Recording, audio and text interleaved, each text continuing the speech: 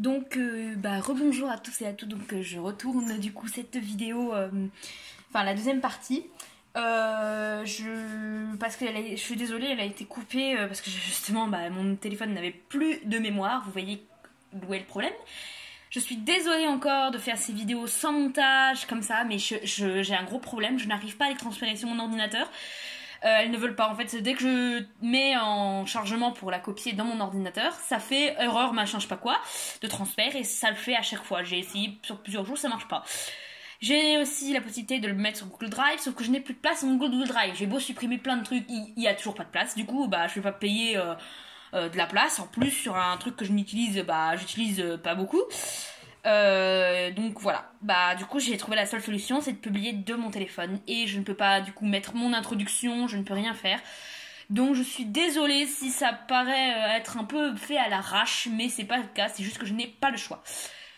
Enfin bref, de toute façon c'est pas des vidéos non plus extrêmement travaillées, je vous avais juste à regarder les images parce que je vous montre les nouvelles figurines que j'ai.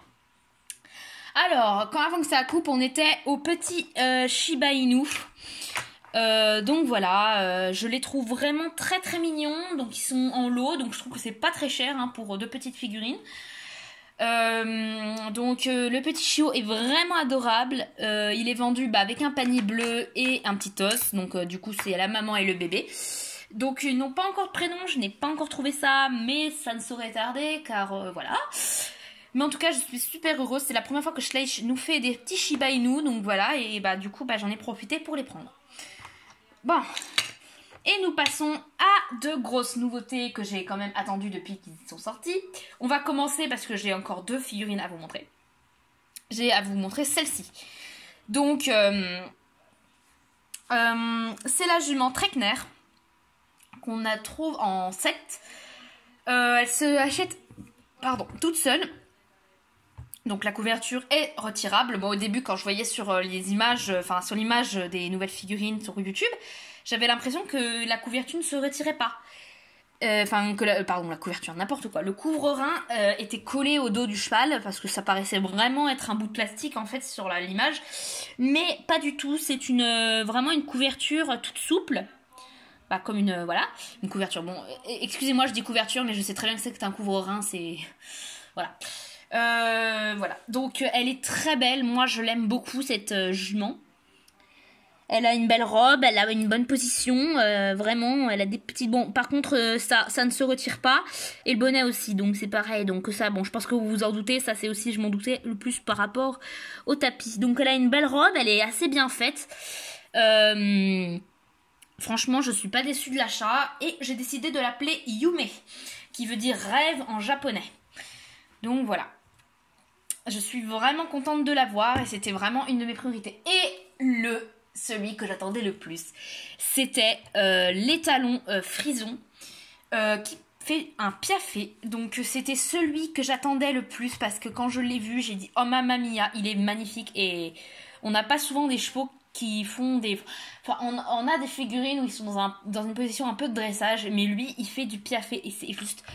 magnifique. Il me semble que l'Ipisand d'il y a quelques années avait un semblable piafé. Je n'ai jamais, en fait, à l'époque, je n'avais jamais vraiment fait attention parce que je ne connaissais pas à l'époque de sa sortie ou quand j'étais plus jeune. Je ne savais pas, je connaissais pas exactement certains trucs de dressage. J'étais pas forcément la plus intéressée.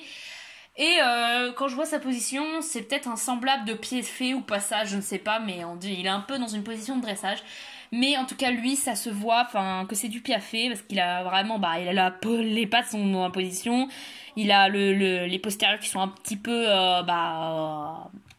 mis vers l'avant. Et franchement, il est magnifique. Son bonnet, il est super. La coiffure, mais elle est magnifique.